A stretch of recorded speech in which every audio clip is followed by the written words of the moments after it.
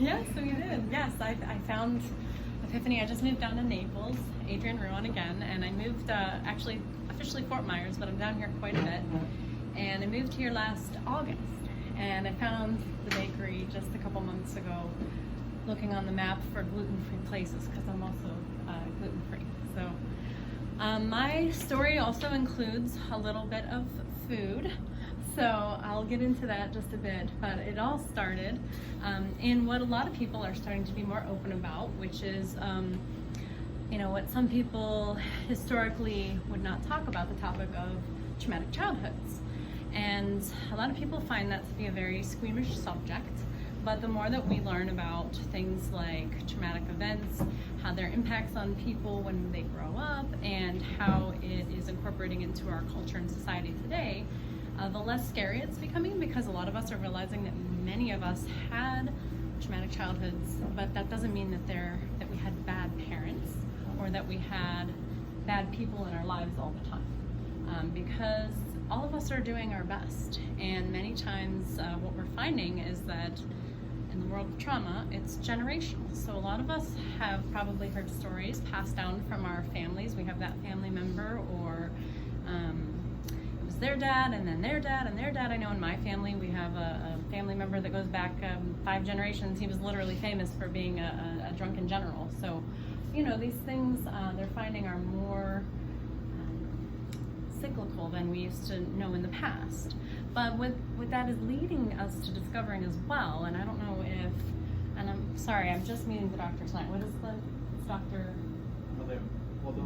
Okay, talks about this at all, but a lot of the most recent studies coming out of the neuroscience world are teaching us that traumatic childhoods and even trauma at any point in our lives can lead to weakened immune systems, and that ultimately is turning into a lot of autoimmune illnesses. I know for me it translated into 2 autoimmune conditions, one of them being Hashimoto's, which is a thyroid disease or disorder, I prefer to call it, and then another being something called ankylosing spondylitis, which is a arthritic condition, which are both really common in people who have trauma in their childhoods.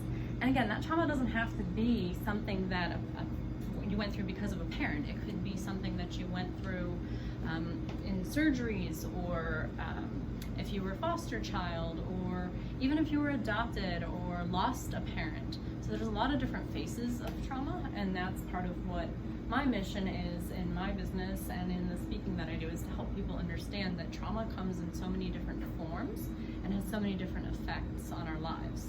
So I grew up, I didn't know that the life I had was not ideal. We were homeschooled, and we just thought that how we lived was very normal. And once I turned 16, I met a neighbor who it turned out didn't have the best of intentions, and I ultimately ended up eloping with him. And I married him and lived with him, with him for ultimately 6 years. I had a child with him, my daughter, and she's now 13. Her name is Victoria. But going through the journey of discovering what it means to be treated well and not treated well, and coming through an experience, a relationship with someone who had also had a very traumatic childhood, has helped me now to understand what trauma is leading to in our world. But I lived again with him for 6 years. We were married, and by the time I left, I was pretty sick. And I didn't know then that that's what it was. My daughter and I were, we were on our own. My family was helping out as they were able. We were over an hour away, but I just kept getting sicker and sicker. And one day, finally, it was in 2011, and I was in and out of the hospital, and they couldn't figure out what was wrong with me. They would send me to the IV doctor. They would send me to the regular MD was sending me to get all this extra blood work done, and they just kept saying, you're fine, and I kept telling them I wake up feeling like I was hit by a truck. And so, this was how trauma was manifesting in my life, but I didn't know it. Chronic stress, there's lots of reasons, and I'm not a doctor or a neurologist, so I don't want to get into the nuances of it, though I've read a lot on it. but essentially with chronic stress and chronic, can cause inflammation, chronic inflammation, which can lead to our genes triggering different situations in our bodies that maybe we were already prone to, if that makes sense. So I ended up going through the doctor journey, the traditional MD visits for about a year, and I can be pretty stubborn. So finally, after about a year, I was like, that's enough, and I'm going to get better. I cannot imagine it. I think I was 24 years old at the time. You're telling me that I'm going to be like this forever. I had one doctor literally told me, well, you're getting older. This is what happens. And that was at 25. Jeez. And I mean, I literally was having trouble bending my elbows, and I would wake up with my shoulders, stuck because I couldn't move them. They hurt so bad. And so that was it. That was the last straw. So I called a woman who had been trying to get me to go to a chiropractor for some time. And I kept thinking, why does she want me to go to a chiropractor? What is the point of a chiropractor for this type of thing? He's just going to crack my back and that's it, because I had been to one before. And she promised. She said, no, this doctor is different. So Dr. Reagan, he's up in Ohio where I'm originally from, ended up being a kinesiologist, and he's a holistic chiropractor as well. So I was in his office the first day for almost 2 hours. He was like, I promise you're not leaving here until we figure out what is wrong with you. So kinesiology, if you're not familiar, is something that they do what's called muscle testing. It's really interesting. I can describe what happened. I don't know exactly why it works, but they'll, have you hold your arm up if you've never been to one, and then they'll apply some type of either the substance that they're testing you for, or the supplement that they're testing to see if it'll help you, and they'll push your arm down, and it's the craziest thing in the world. Your arm goes down if it doesn't work, or vice versa. It depends on the application. But I just kept thinking, I'm trying to hold my arm up, and I was there for so long that by the end of the visit, I was on the other arm, and then they were using my leg because I was getting tested for so many things. So long story short, it ended up being a severe gluten allergy, which now I believe I'm most likely celiac, but I'm very unwilling to go through the eating. You have to eat gluten for so many days straight and then go in for biopsies, and I'm just like, nah, that's okay. I don't need a formal diagnosis. That's all right. Other ways now? All right. See, this is how we learn, right? Community. So yeah, that was the beginning of my health and wellness journey in 2011. I didn't even know about trauma at that point. I found out about the ankylosing spondylitis in 2016. And along that way, I was, so there are two kind of separate breakdowns, I guess you could say, physical breakdowns that I had. Along the way, my ex-husband had conducted himself in such a way that our daughter was no longer able to visit him by herself, so he was under supervision, orders only to visit her, and we had to go through a extreme court case for that, and which is ultimately why I'm in the work I do now, again, spreading awareness of how things from what we go through in childhood are transitioning into our grown-up lives and passing along issues to our children. But there is hope, so I'm trying to spread that message. But going through that, even though I was gluten-free, it ended up really, I was, by the time it was over, I ended up being diagnosed with Ptsd. So that's when I started having the mental health problems and just brain fog, and I couldn't think, and social anxiety and panic attacks in the library parking lot, and just I felt like I was going crazy. And so Dr. Reagan was helping me along the way, and he was amazing, and they ultimately ended up, once I was able to get, he recommended I go get some more blood work. My sister's a doctor. She told me to go to a rheumatologist and get a specialty set of tests done, and we did. And that's when we found that I likely had ankylosing spondylitis. And if you know anything about it, it takes a few years to be able to see it. So mine just started showing up about a year ago. But the beauty of this news was that, between my mental health and then the pain in my body coming back again, more in my back this time, which is where ankylosing shows up the most, I ended up finding something called the Autoimmune Paleo protocol. And I didn't know about leaky gut. I think Dr. Reagan tried to tell me about it a few times, but I was like, no, I'm not going off sugar. I'm not going off any of this stuff. I love my food. I love to cook. I bake very much as a hobby, very much at home only. But I did sell cheesecakes at a deli one time. So, but yeah, I think we bonded really quickly over some of these shared experiences. And essentially, I ended up doing this 8 weeks intense. I did not cheat one time. And by the time that 8 weeks was up, I felt like a totally different being. And I was waking up naturally at 5:30 in the morning, and I was going until 9 o'clock without any problems, and my school studies were much easier, and I was understanding things better, and I was communicating more easily, and my panic attacks were gone. So that was beautiful, and it was super amazing to go through that. I was still experiencing PTSD though. So the nice thing about getting the health part figured out was that it was easier to find where the actual triggers, neurological triggers, were coming from versus body problems, because as Ruth was saying, that's so connected. And so the journey wasn't over yet. I was like, yes, I'm healthy, my body's healthy, but the journey still wasn't over yet. So finally I ended up being fired from one job and laid off from another. Both of those related to having triggers again at work, because when you've been under such a long-term stress, and the PTSD that I have is typically called complex PTSD. Well, that's not official yet because it's not in what's called the DSM, the official diagnostics manual that they use. It's a well-coined phrase in the psychological world, so they actually use it and refer to it. Some psychologists are actually going so far as to stake their whole entire degrees and reputations on it, saying, no, this is a thing, it needs in the book.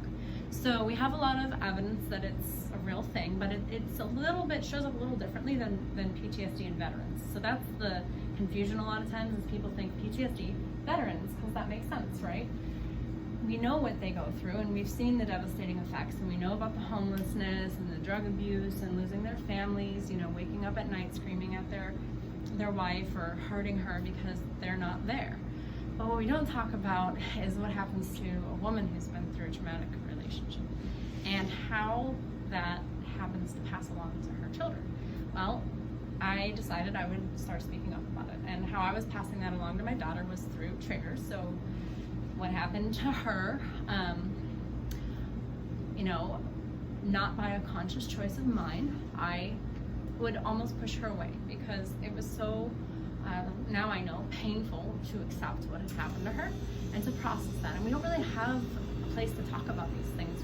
You can't just go to dinner and tell your friend, oh, my ex-husband did this to my child today. What should I do? It doesn't work that way. And so finding a therapist was actually challenging because there's newer evidence and methods coming out that are very well known in bigger cities and now in certain areas of the country, but not so much where I grew up. And so I felt like I was turning into a monster.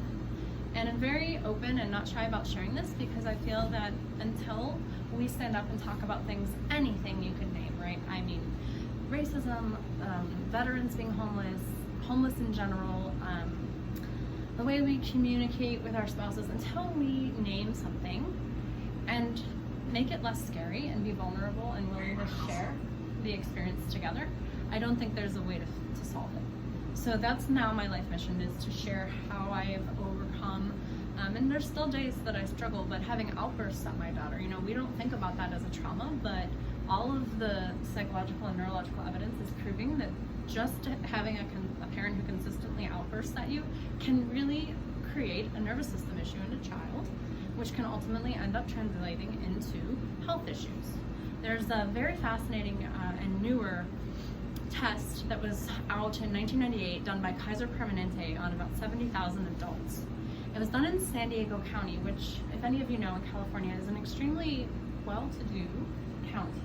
And a lot of people, when they hear about this study, they think it must have been done in Chicago, in downtown, or the ghettos, so to speak, and it was not.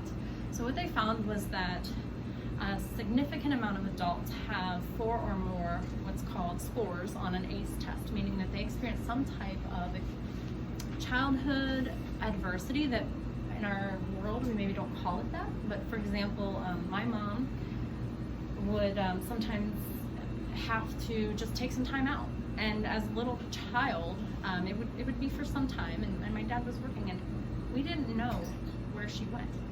And as a little child, of having that happen many times, you start to feel abandoned, and it's traumatic, and it's just a trauma. So there's multiple different types of questions like that on there to help people identify maybe if their health issues that they're experiencing currently, because they are more likely to happen to people who have a higher ACE score of 4 out of 10 or more.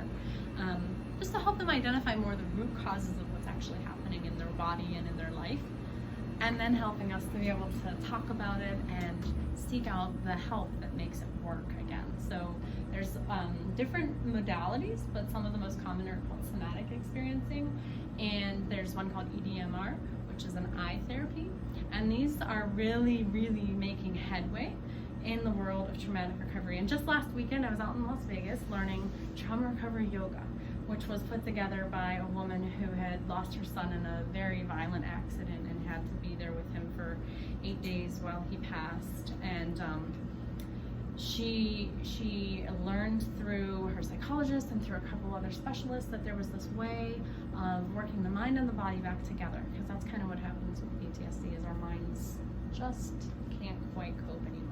So it's a beautiful journey that a lot of these people are on, spreading the message and practicing it themselves. Many of the people on the front lines have been through something traumatic, or lots of something's traumatic, and it's the same as in anything that we see changing in the world today, is often because the people who went through it couldn't find maybe the resources. So what I'll leave you with today is the message that if we do hear of someone who's been through trauma, or even the bad person in a situation, maybe try to come back to thinking about what that person could have been through to create the behaviors that we're seeing. And while we certainly cannot excuse some of the behaviors we see in our world, just knowing that there's possibly a way to help that person and their families and their friends to actually heal from a behavioral standpoint. Mental health world often doesn't show that there's a way to heal. It can give so much hope, and I believe that's going to change our world. I think just like gluten-free in the last 20 years has exploded as so many people found true relief in their bodies.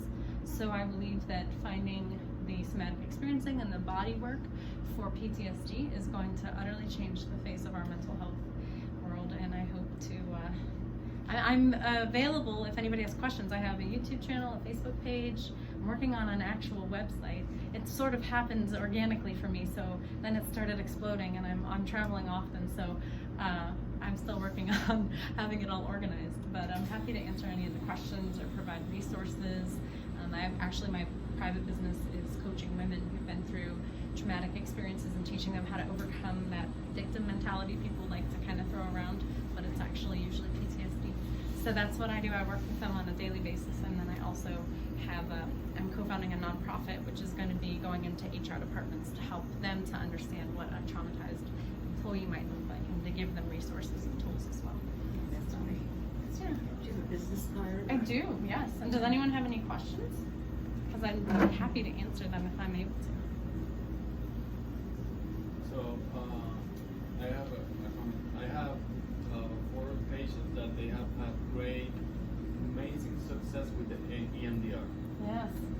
Yes. And talking to a leader that have gone through the experiences that many ladies go through, because in my practice we do pediatric and pregnancy, and like 90% of my patients are females, and I can definitely feel how they store trauma in their bodies. And I'm not a therapist, but I sometimes point things out and kind of like leave the ball in their court, and so it's amazing. So the techniques that she mentioned and talk about it, it's important. And even if we're already 35, like most of us right now here,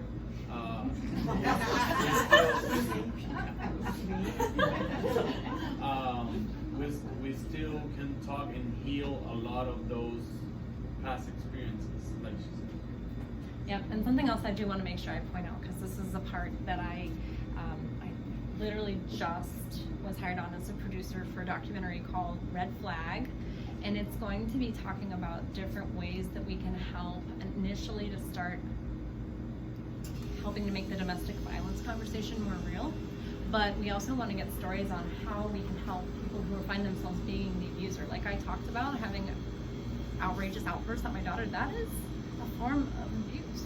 And if we start calling things what they are and making the perpetrators less of a demon, yes, it's horrible what we go through sometimes as women, but why are they doing this, right? And I think that's the part where I am really passionate about is this is not a one-sided problem. And so I actually had a lot of men reach out and ask me, well, what are you doing on this side? And I was thinking, well, we need to do something. So that's where, and we're also highlighting men in domestic violence, because that's actually a bigger problem too than people realize. So, but there are ways to help, and that's the part where I feel like the time is perfect. Just, these conversations have been coming up so much in the media the last few years, but without a solution. So if we can have a solution and maybe marry those two, the issue and the solution together, it will be, I think, a better world moving forward. So, Wonderful. thank you.